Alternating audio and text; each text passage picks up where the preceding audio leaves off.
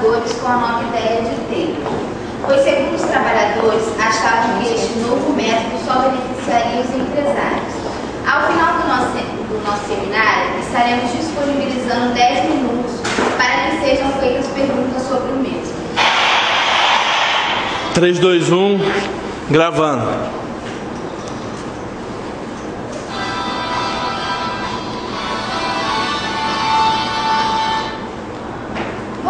Senhoras e senhores, conheça agora o nosso programa Administração em Foco. O nosso convidado de hoje é um engenheiro mecânico, inicialmente técnico em mecânica e operários, nascido em 20 de março de 1856, na Filadélfia, Pensilvânia, Estados Unidos. Criador das obras, direção de oficinas, a arte de cortar metais e os princípios da administração científica, e ganhador do prêmio Medalha Elliott Crisson. Receba com aplausos o nosso querido Frederick Taylor.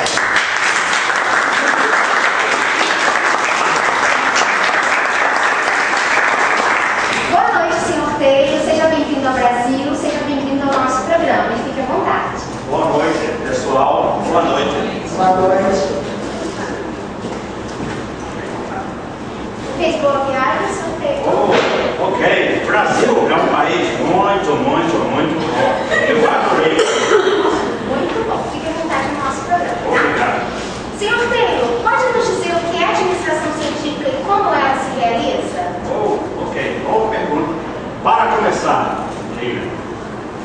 primeiramente eu queria agradecer esta instituição que trouxe aqui para compartilhar a vocês um pouco mais sobre a administração científica, que é um tema, para mim, muito importante para as indústrias. Fique à vontade. Ok. Então, desde já, eu queria já iniciar respondendo a sua pergunta. A administração científica é um sistema que visa economizar trabalho e permitindo que as pessoas produzam mais em menos tempo. A administração científica se realiza quando a gerência e os operários trabalham juntos, como parceiros e não como os adversários. Elas têm que, I'm sorry, o meu português, falo muito bem o alemão e o francês, mas o português, ela se realiza quando a gerência e os operários trabalham juntos, como parceiros, e não como adversários. Elas têm que satisfazer ambas as partes, tanto os operários quanto os empresários, os indústrias. Ok, sendo assim ficou bom para todos os trabalhadores, né, senhor Taylor? Como eu falei, a administração científica tem que satisfazer ambas as partes. Se isso não acontecer, não resolve. Como o senhor consegue isso, senhor Taylor? É muito simples. Os dirigentes definem o trabalho a ser feito e então oferecem as condições apropriadas e as recompensas necessárias para fazê-lo. Os princípios da administração científica é que tornam isso possível. Ok. E quais são esses princípios, senhor Taylor? Muito bem. Os princípios da administração científica estão nesse livro que eu quero te presentear. O princípio da administração científica.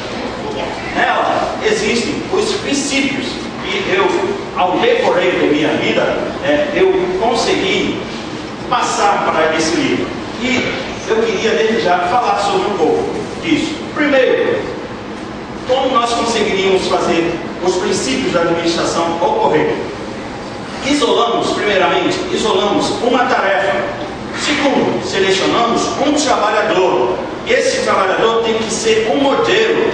Terceiro, estudamos, cronometramos os movimentos exatos desse trabalhador.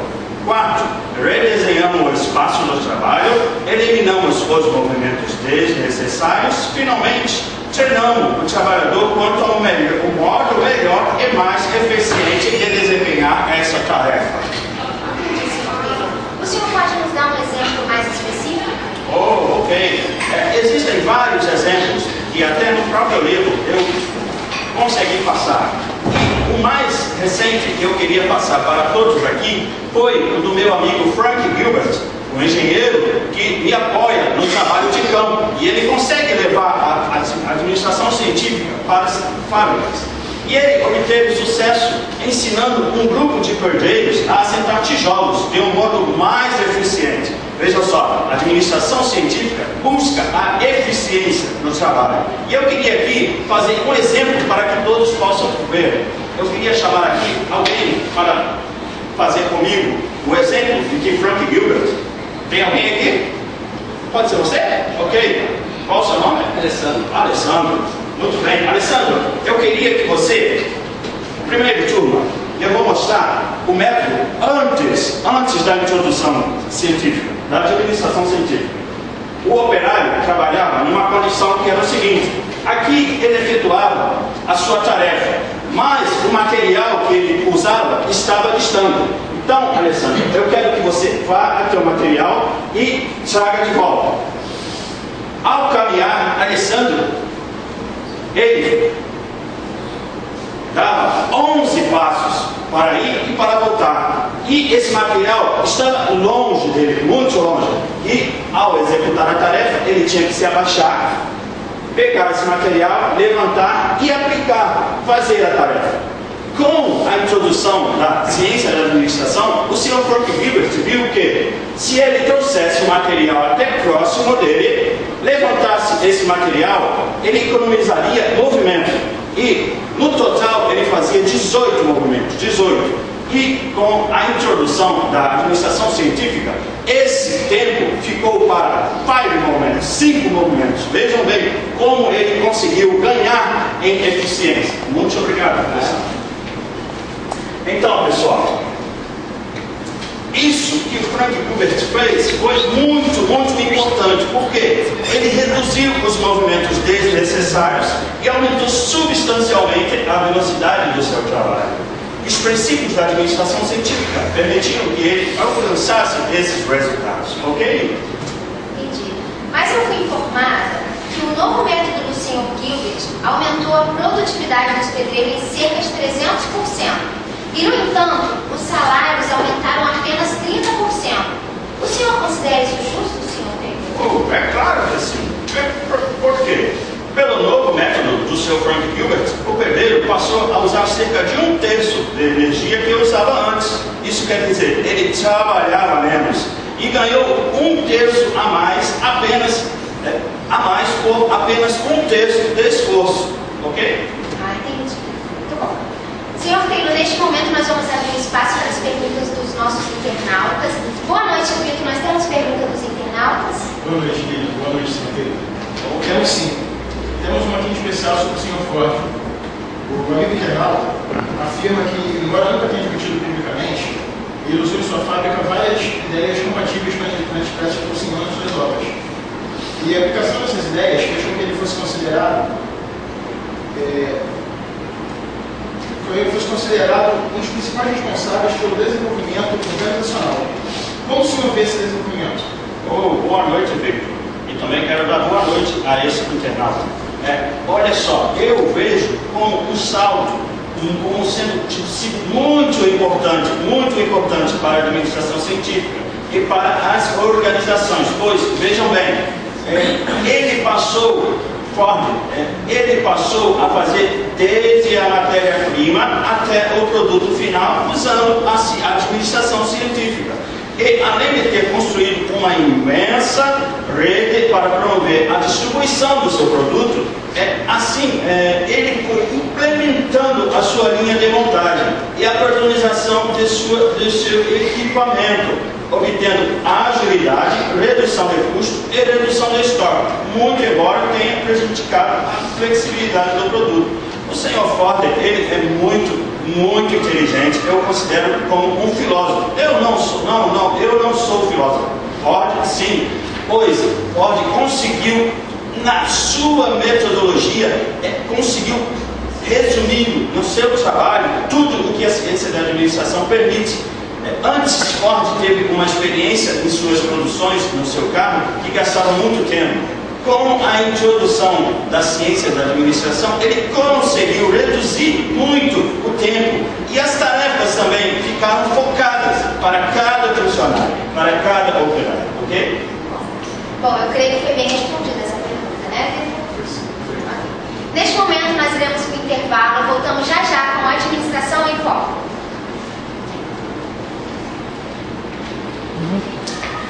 Cadê a música?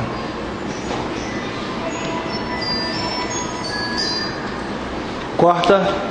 Então, gente, o Sr. Taylor nos explicou o que é administração científica, mas para os que ainda não entenderam, ela caracteriza-se pela ênfase nas tarefas, objetivando o aumento da eficiência a nível operacional, ou seja, trata-se de um sistema que economiza trabalho, permitindo que os operários produzam mais em menos tempo e possibilitando aos dirigentes definirem o trabalho a ser feito e oferecerem as condições apropriadas e as recompensas necessárias para as realizações das tarefas.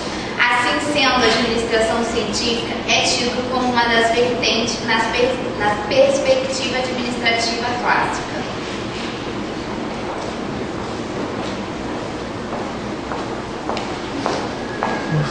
Música. Gravando. Boa noite, estamos de volta com mais uma Administração em Foco e nesta noite nós estamos entrevistando o nosso querido Frederick Taylor. Aplausos para o Sr. Taylor. É uma honra tê-los em nosso programa, Sr. Taylor. Então, Sr. Taylor, não é verdade que qualquer introdução de melhoria no método introdutivo, muitos operários são dispensados da empresa pelo menos temporariamente? Bom, isso é verdade, mas no total de empregados, veja bem, no total de empregados numa indústria, nunca ficou menor do que na administração científica do que antes de sua introdução. Então, para mim, não houve diferença. Ok. Não obstante, o senhor não concorda que a administração científica basicamente consiste em forçar o operário a trabalhar mais depressa? Não, como eu falei antes, não, de forma nenhuma. Somente se pede que cada operário, dentro do seu ritmo normal e adequado, faça também um movimento eficiente em vez de movimentos ineficazes. Existe um modo certo de se fazer o trabalho e o modo errado de fazê-lo também. O modo certo significa aumento de produção, custos mais baixos, salários mais altos e maiores lucros. Veja bem, com esses resultados, ambos ficam satisfeitos, ok? Ok, muito bem. Isso é basicamente o que o senhor demonstrou no exemplo anterior, certo? Ok. Logo, o senhor afirma que a administração científica é equitativa tanto para os operários como para os dirigentes? Sim, é claro, certamente. Não haverá administração científica até que ambas as partes estejam satisfeitas. Os dirigentes com aumento da produtividade e os operários com salário maior e com menos trabalho. Entendi. Neste momento nós temos mais uma pergunta final? Temos sim. Várias perguntas, mas eu selecionei em especial uma sobre uma de suas obras. Não importa o tempo, importa a apresentação, não importa o tempo. Não importa. O amigo internauta gostaria de saber qual é o seu objetivo com o lançamento desta obra. Meu querido internauta, o objetivo dessa obra, desse livro, é expressar o resultado dos meus estudos no que diz respeito a promover a racionalização do trabalho do operário, por meio de uma atenção voltada aos tempos e movimentos, utilizando das realizações das tarefas e outras palavras. É o início da implementação da teoria da administração científica. Ok? Entendi. Esperamos que essa resposta tenha sanado as dúvidas dos nossos queridos telespectadores. Neste momento, eu queria agradecer muito a presença do Sr. Taylor. Muito obrigada por ter recebido o nosso convite, ter comparecido ao nosso programa. Queremos agradecer a sua presença aqui no Brasil e no nosso programa, Sr. Taylor. Obrigado, Olívia. Eu que agradeço por essa oportunidade de explicar como funciona, de que se trata os preceitos elaborados e defendido por mim. Para encerrar, gostaria de deixar para nossos amigos, futuros administradores, uma frase de um grande estadista, Benjamin Franklin, que diz o seguinte: Time is money. Tempo perder tempo, perde-se dinheiro. E se economizasse tempo, ganhamos dinheiro. Não é à toa que eu sou chamado homem do tempo, ok? Ok, obrigada, homem do tempo. Telespectadores, nós ficamos por aqui. Tenham uma ótima noite e até a próxima. Corta.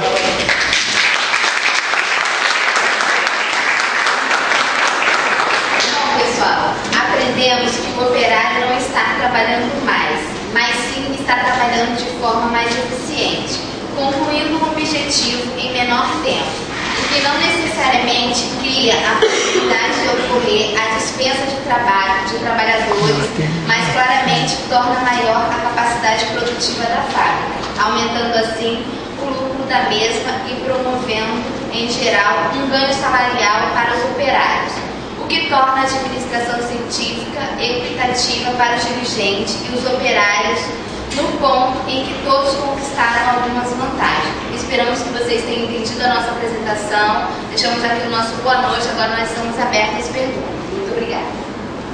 Boa noite, chefe. É só para vocês não ficarem sem saber o que é. Isso aqui é o caso da atualidade da administração científica, onde são várias as teorias, as filosofias onde são aceitas. Entendeu?